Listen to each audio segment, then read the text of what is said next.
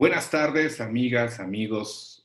Bienvenidos al Archivo Histórico de la Ciudad de México a distancia. Hoy tenemos una actividad muy importante para nosotros porque es darle continuidad a un trabajo que se viene realizando desde 1987. Hoy con la Asociación de Cronistas Oficiales de la Ciudad de México, con Marichuy y con Adriana San Román, y pues no nos resta más que agradecerles a todos ustedes su participación. Vamos a invitarlos a que en los enlaces que van a aparecer abajo en la descripción puedan, por favor, ponernos sus comentarios, hacer preguntas, interactuar con nosotros. Siempre es un gusto poder hacerlo. Y pues se quedan ustedes en este martes de crónica, hoy 30 de junio de 2020, con la Asociación de Cronistas Oficiales de la Ciudad de México, en el Archivo Histórico de la Ciudad de México, a distancia.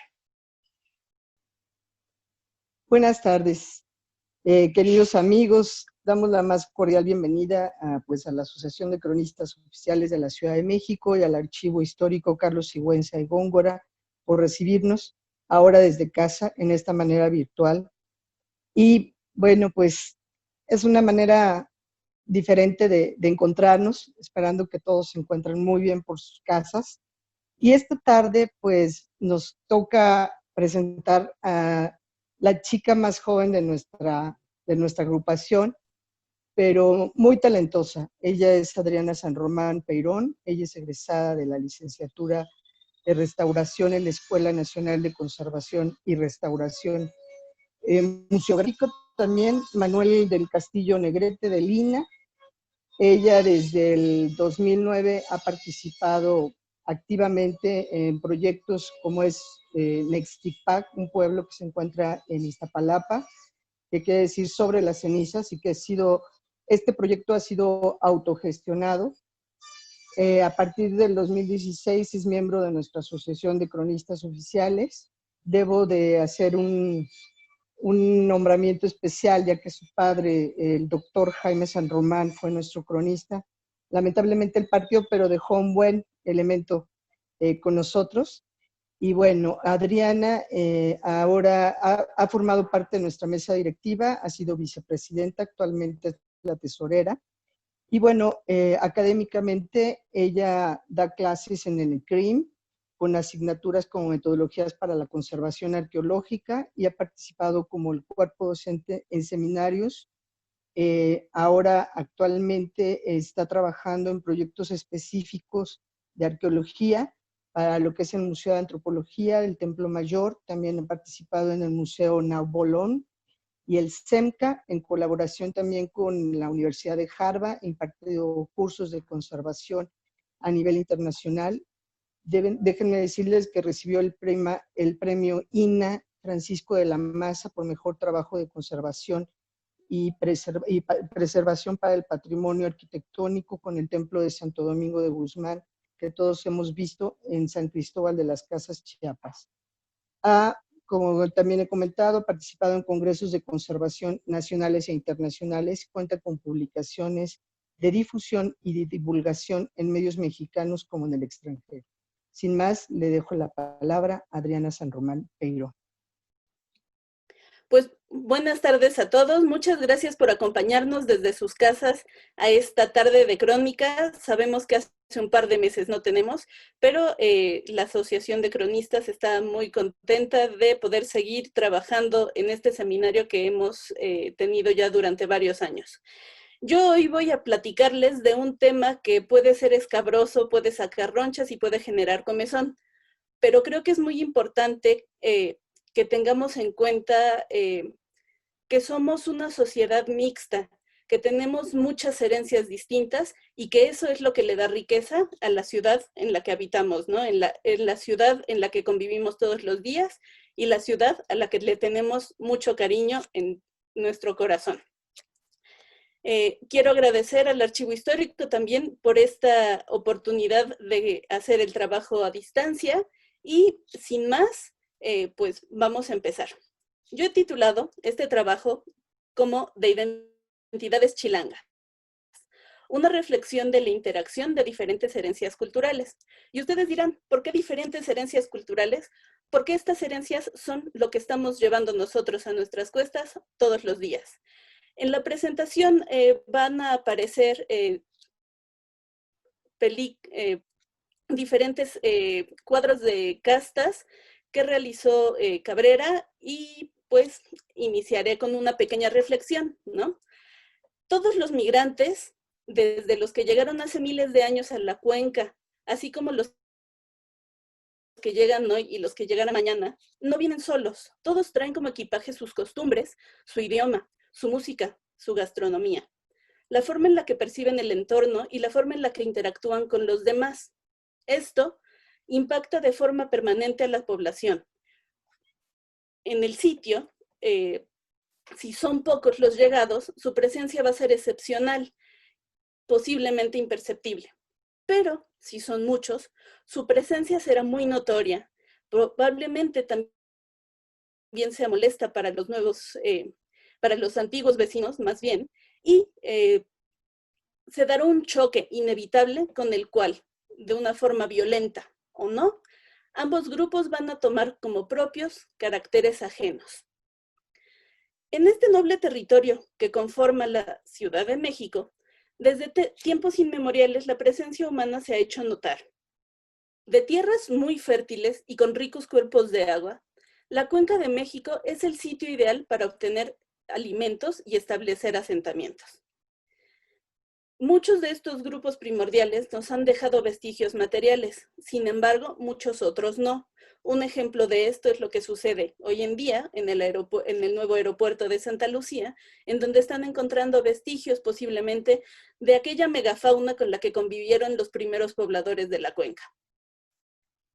Con la aparición ya más tarde de la agricultura, algunos de estos cazadores-recolectores justamente formaron estos asentamientos a los márgenes del lago y aprovecharon esas tierras pantanosas, asegurando su subsistencia.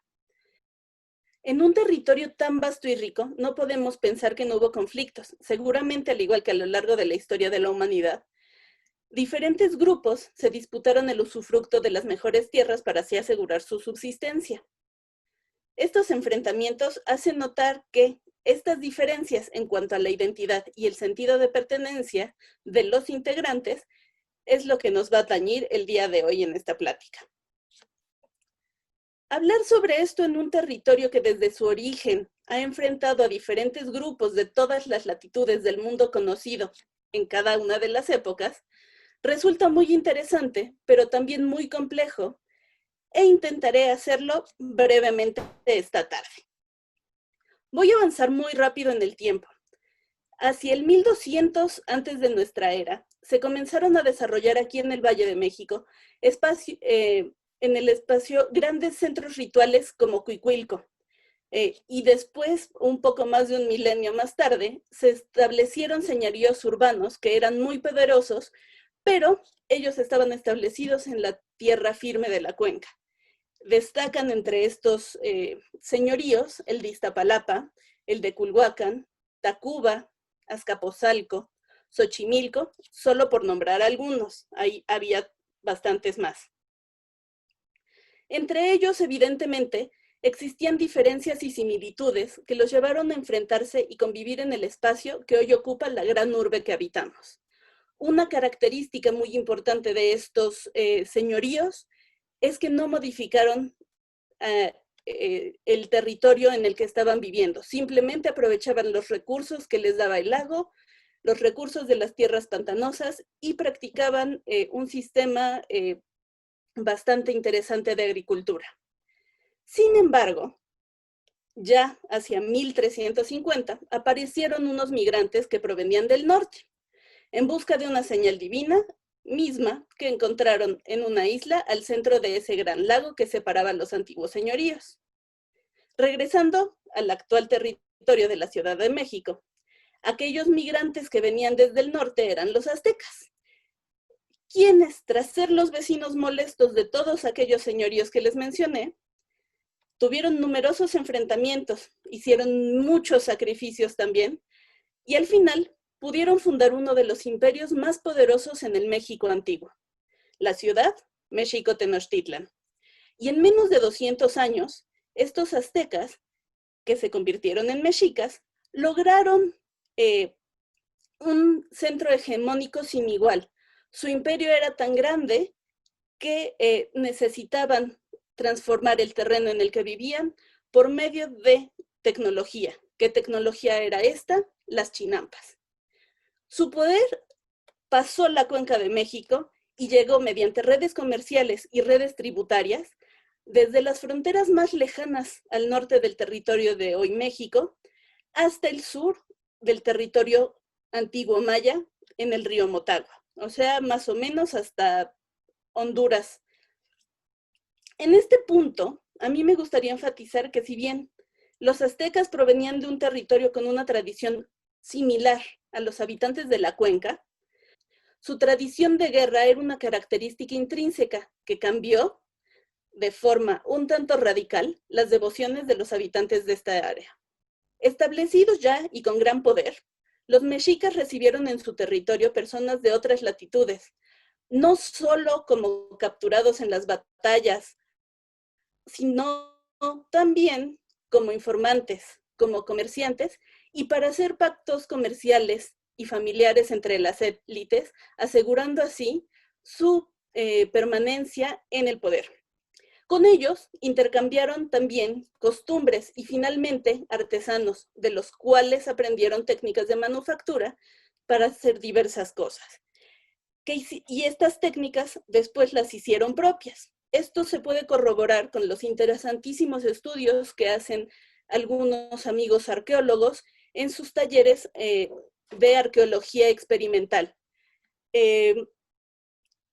Por ejemplo, investigadores del Museo del Templo Mayor nos muestran, tras analizar artefactos recuperados de las ricas ofrendas del Templo Mayor, que durante los primeros años de expansión del imperio, estos objetos eran hechos fuera de la Cuenca de México y con técnicas que nada tienen que ver con lo que sucedió unos años después.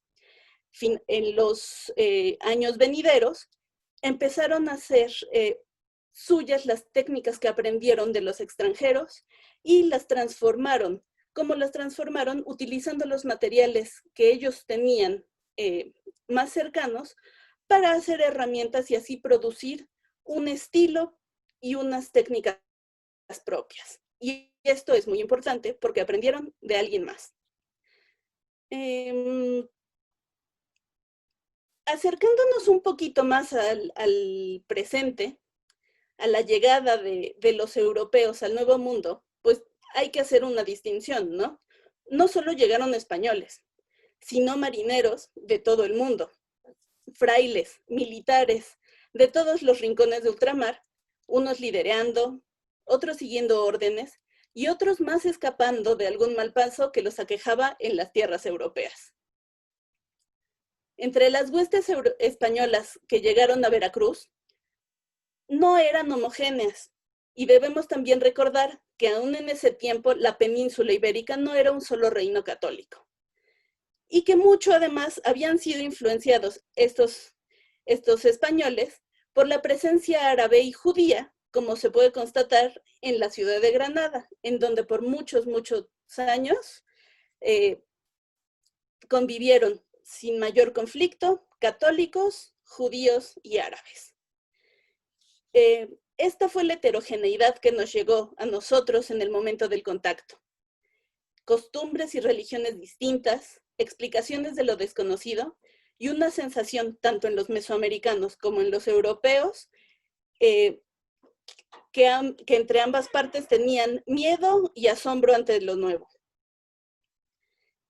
El hartazgo de los subyugados por el imperio mexica, en conjunto con las armas y la preparación militar de los españoles, hicieron evidentemente de este encuentro un choque bélico. Y fue bastante sangriento, ¿no? Sin embargo, nos da origen a los mexicanos y a los ciudadanos de esta honorable ciudad en la actualidad. Tras el establecimiento de Cortés y sus huestes en Tenochtitlan y la muy posterior refundación de la capital como el centro de la Nueva España, La conquista no se dio de un día al otro. Sin embargo, fue un proceso muy largo que no borró de forma total lo antiguo. Tampoco borró la identidad ni las formas de vida que existían en este entorno lacustre y rico. De una compleja cosmovisión basada en la dualidad, en la observación del medio local y de los recursos, los mesoamericanos tuvieron que adoptar rápidamente otra, igual de compleja pero monoteísta, y que observaba características de una tierra que no tenían nada que ver con esta. Pronto se comenzaron a hacer símiles entre santos y deidades, entre las advocaciones principales, por ejemplo, Tonantzin y Virgen de Guadalupe. Mucho hay de esto escrito, pero también es importante reconocer que aún hoy en día, dentro de las festividades de nuestros pueblos y barrios originarios, podemos ver cómo se empalman estos calendarios para ajustar a la fecha de los santos patronos las fiestas. Además, el complejísimo e interesante sincretismo que vemos reflejado en estas nuevas costumbres que vienen de las antiguas, similares a las que describían Sahagún y otros cronistas de esa época, por ejemplo, los bailes, las procesiones, entre muchas otras, ¿no? Otro factor perfecto para analizar justamente este sincretismo es la alimentación. Analiza la unión de mundos totalmente distintos, en donde se exportaron e importaron un número infinito de ingredientes, además de herramientas y formas de cocer la comida. La dieta lacustre se enriqueció con las carnes de ganado. La dieta europea tuvo que incluir los manjares que fue conociendo. El preciado chocolate dejó de ser moneda, pero siendo el elixir que es, siguió embriagando a las élites con su aroma y con su sabor. Para hacer un símil un tanto burdo, podríamos imaginar que para este momento, las maletas de los mesoamericanos, en su muy amplio conjunto, y las de los europeos, ya establecidos en estas tierras, se cayeron. Y alguien, algún curioso, fue recogiendo todo lo que se les iba cayendo y lo puso en una nueva. Esta nueva maleta es la que forjaría la nueva ciudad. Hay que agregar a la maleta del chilango la llegada también de nuestros hermanos africanos, que fueron extraídos en contra de su voluntad de su tierra materna, y también de los asiáticos que llegaron mediante las rutas de comercio con la famosísima nao. Si bien en el periodo virreinal existió una separación por castas, que es lo que estamos viendo aquí en el video, y también una muy profunda discriminación que aún repercute en nuestra sociedad, la realidad es que como buenos seres humanos, los europeos, africanos, asiáticos y mesoamericanos, terminaron compartiendo tareas, mesas, congregaciones religiosas y también las camas. En este momento todavía cada quien resguardaba muy a su manera una identidad que si bien no era la originaria de las tierras maternas, tampoco se parece a la del otro. Y que más allá de unirlos, los separaba en un mundo clasificado por colores. Voy a dar otro paso agigantado, 1 o 2 siglos, a la ciudad, y aquí a la Ciudad de México, siguieron llegando pobladores de otras tierras. Su clima excepcional, una riqueza espectacular, comida inigualable. Esta honorable ciudad era y seguirá siendo un paraíso para cualquiera. Ya en el siglo XIX, con la numerosa llegada de empresarios, no solo de ultramar, sino también del norte y del sur, del continente, la maleta siguió creciendo. Cada quien aportó lo propio. Se creó entonces, antes de la Revolución Mexicana, una ciudad cosmopolita que recibía con los brazos abiertos, cerrados o de mala gana a migrantes de todo el mundo y de todo el territorio nacional. Unos probaban suerte, otros llegaban con promesas de un mundo mejor y una vida mejor. Después de esto, es el momento oportuno de revisar otra vez esta maleta y preguntar, como resultado de esas guerras decimonónicas y los proyectos estadistas de los caudillos, ¿cómo podemos definir a un mexicano? ¿Qué nos hace chilangos? ¿Qué es lo que realmente es esencial en nuestra maleta de identidad? ¿Está mal ser diferente, pero pertenecer al mismo lugar? ¿Por qué no queremos ser como los otros o por qué ellos no quieren ser como yo? ¿Es necesario que seamos iguales para ser chilangos? Reflexionemos esto desde nuestro siglo XXI, en donde lo global permea en cada uno de los aspectos de nuestra vida.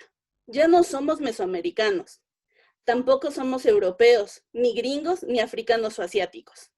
Lo que vivimos en la Ciudad de México, y en realidad en todo México, pues tenemos un poco de todo, ya sea en la sangre, en el corazón o en el paladar. Además, con estos avances tecnológicos que nos permiten hoy llegar hasta ustedes, estamos expuestos aún más a influencias que en los últimos 40 años han enriquecido nuestros gustos y filias, haciendo que esta maleta se expanda, se transforme de formas inigualables. Hemos adoptado palabras, sonidos y sabores. Hemos hecho nuestras luchas que traspasan todas las fronteras. También, a nuestra manera, nos hemos vuelto adictos a maridar latitudes, dejando como resultado una población mucho más heterogénea de lo que uno puede explicarse encasillándonos a todos en el mismo lugar. Hemos aprendido tanto con el paso del tiempo que tenemos que rendir homenaje a esos ladrillos que nos han construido, ¿no? Esa ciudad construida con esos ladrillos es lo que somos nosotros hoy. Sin embargo, también creo muy prudente que tenemos que tomar conciencia sobre el cómo construimos esta comunidad chilanga. Y hay que tener, para empezar, humildad y respeto hacia el otro, ser empáticos, estar dispuestos a aprender de los demás. Y también hay que tener memoria histórica y escuchar el reclamo de nuestros hermanos. Hay que dejar de imponer y también hay que dejar de aceptar la imposición. Cada chilango es diverso en sí mismo, cada chilango pertenece y cada chilango es. Muchas gracias. Amigos, pues muchísimas gracias por habernos acompañado virtualmente desde casa. Como saben, vamos a seguir en actividad de esta manera y pues esperando que nos sigan complaciendo con su presencia y quédense en casa, por favor. Gracias. Bien, pues por parte del Archivo Histórico de la Ciudad de México, les damos las gracias, los invitamos a continuar, ya saben, todos los últimos martes de mes vamos a estar transmitiendo una charla muy interesante siempre con la Asociación de Cronistas en estas tardes de crónica en el Archivo Histórico a distancia. Que tengan todos muy buena tarde.